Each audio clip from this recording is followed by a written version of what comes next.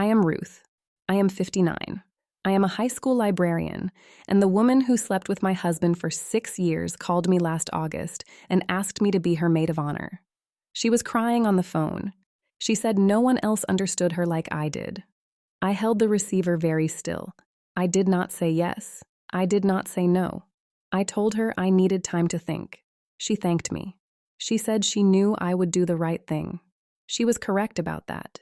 She just did not know what the right thing was. My name is Ruth. I am 59 years old.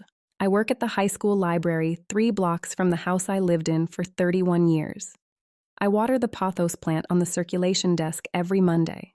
I shelve the returns. I tell sophomores to lower their voices. That is the shape of my days now. I was married to Gary for 34 years. We met at a community college in 1985 in a class on the American novel. He sat behind me and asked to borrow a pen. I gave him the cheap one. I kept the good one. That is something I remember every time I think about how the whole thing started. My best friend was Linda. I met her in 1983 in the dorm hallway of a school I left after 1 year. She had a curling iron and an opinion about everything. She wore a thin gold necklace with a tiny heart on it, the kind you buy at a mall kiosk. She wore it for 40 years. I noticed. Linda was in my wedding party in 1987. She wore a dusty pink dress that did not fit her right in the shoulders. She held my bouquet when I cried during the vows. She told me I looked like a movie. She said Gary was the luckiest man on the planet. I believed her. She held my hand through 2 miscarriages. The first was in 1991. The second was in 1994. She brought cold pancakes to my house both times, wrapped in foil, because she said hot food felt like a lie when you were grieving. I ate the cold pancakes. I did not say anything. I just chewed. I tell you these things because I need you to understand what she was to me. She was not a friend. She was the person who knew where I kept my mother's funeral program. She was the person I called before I called my own sister. She was inside my life, inside the wallpaper. The marriage was fine. That is the only honest word for it. Gary worked at a regional bank in compliance. He came home at 5:45. He liked his coffee weak. He kissed the top of my head before bed. He never raised his voice. He never raised much of anything, really. I thought that was love. I thought love was the absence of trouble. I found the texts on a Tuesday in March 2 years ago. I was looking for the receipt for a humidifier. He had left his phone on the kitchen counter while he took a shower. The screen lit up. Her name was there, the little gold heart of her name on the screen. I am going to tell you something honest.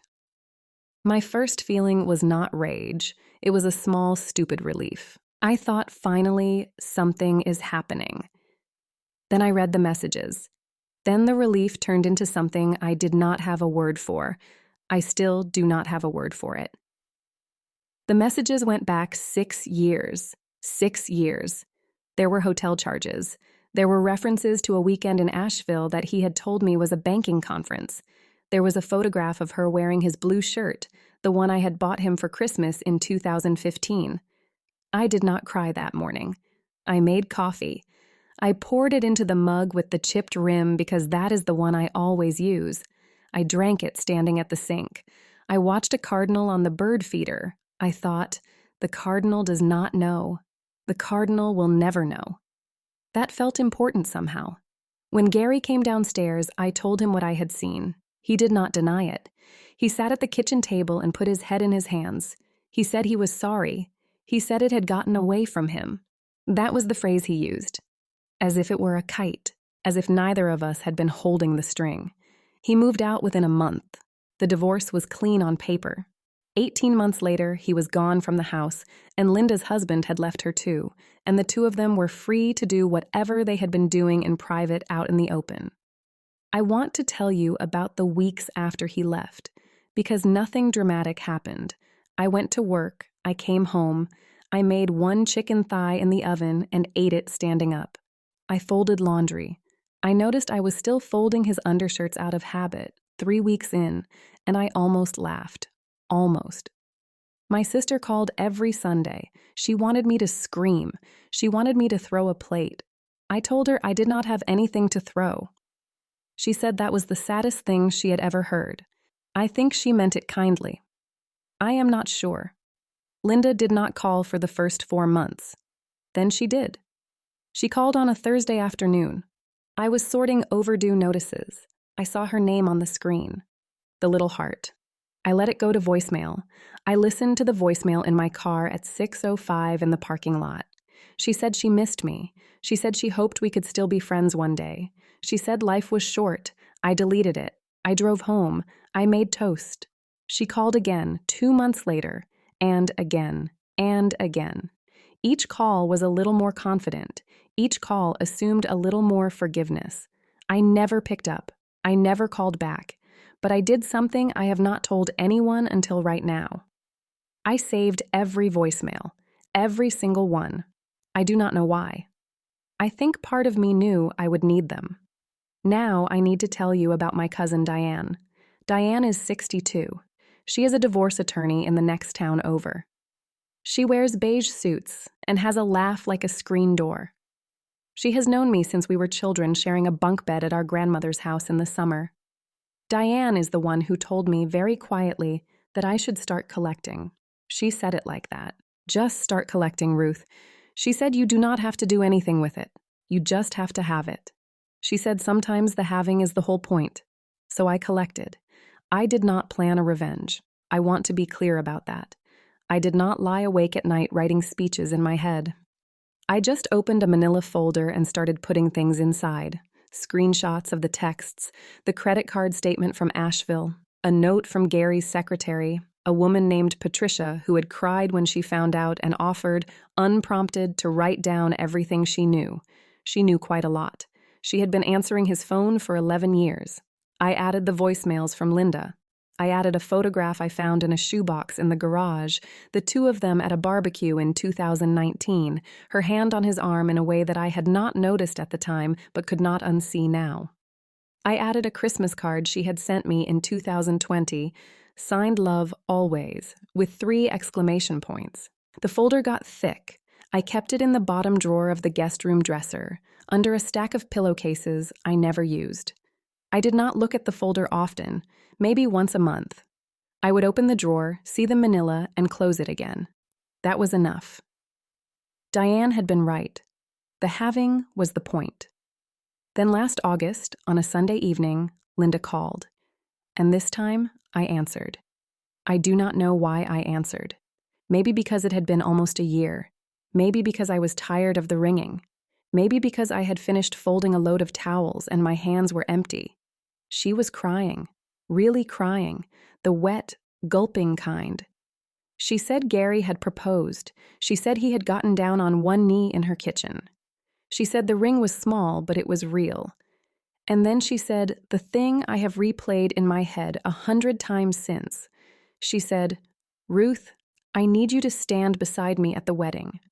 I need my maid of honor to be you, because no one else understands me like you do. I held the phone very gently. I did not want to drop it. I felt the way you feel when a wasp lands on your wrist and you are deciding whether to move. I asked her to repeat it. She did, word for word, like she had practiced. I told her I needed time to think. I told her this was a lot. I told her I would call her back by the end of the week. She thanked me. She said she knew, deep down, that our friendship was bigger than any of this. She said love was complicated. She said she had always believed in second chances. I hung up. I sat at the kitchen table. I looked at the cardinal feeder. The cardinal was not there. I thought, the cardinal still does not know. I thought, the cardinal is the only innocent thing in this story. I called Diane the next morning. I told her everything. She was quiet for a long time. Then she said, Ruth, what do you want? I told her I did not know. I told her I just wanted it to be over. She said over is not a thing you receive. Over is a thing you make. We spent the next 3 weeks on a single page. 1 page. A letter. Diane called it defamation proof, which means every single sentence on the page was true and provable, and nothing was opinion. There were dated screenshots, there were the hotel charges, there was Patricia's signed statement, notarized at a bank on a Tuesday afternoon. There was a photograph of the small gold necklace with the heart, the one Linda had worn for 40 years, which appeared in 3 of the hotel selfies. That detail was Diane's idea. She said small things land harder than big ones. The letter did not call anyone names. It did not say cheater. It did not say liar. It listed facts. 6 years of facts, in chronological order. With a small line at the bottom that said, "I thought you should know before you signed anything or stood up in any church." I made copies. I made a lot of copies. Diane helped me with the list of recipients. Linda's 2 adult children, both in their 30s, both living out of state. Her pastor at the Methodist church she had attended since she was 12.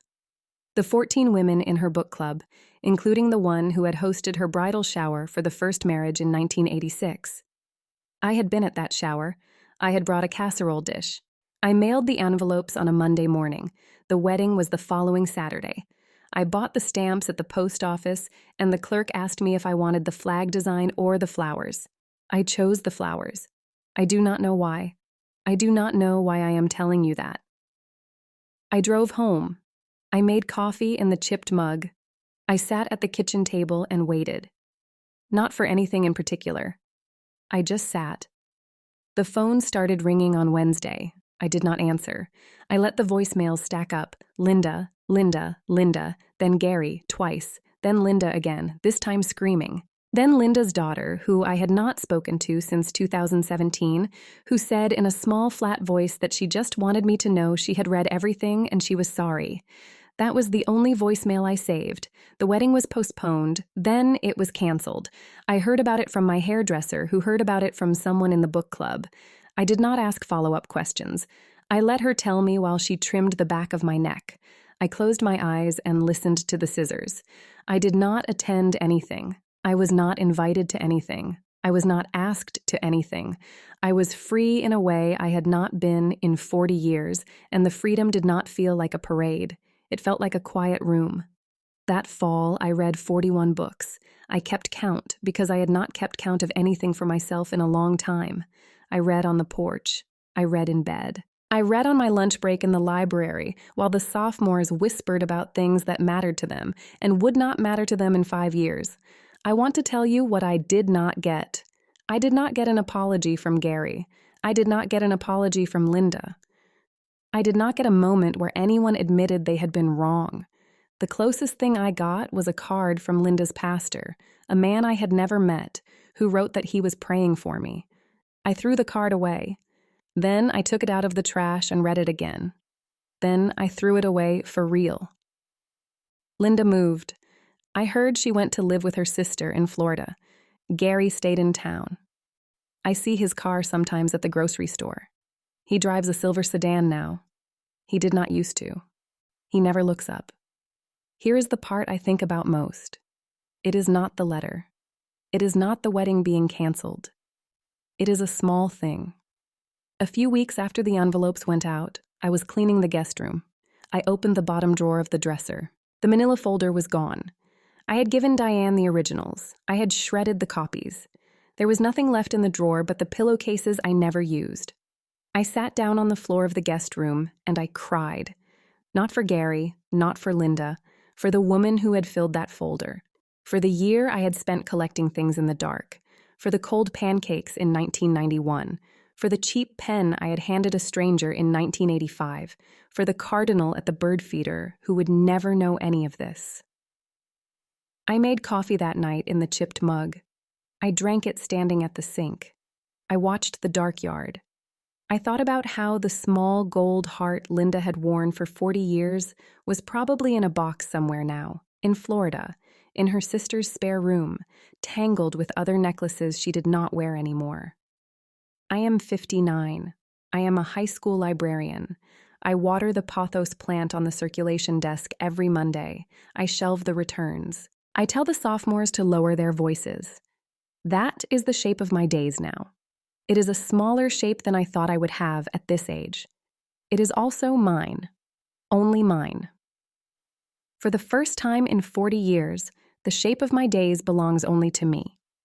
I do not know if that is a happy ending. I do not think it is. I think it is just the ending I have. And most days, that is enough. Most days. Not all of them.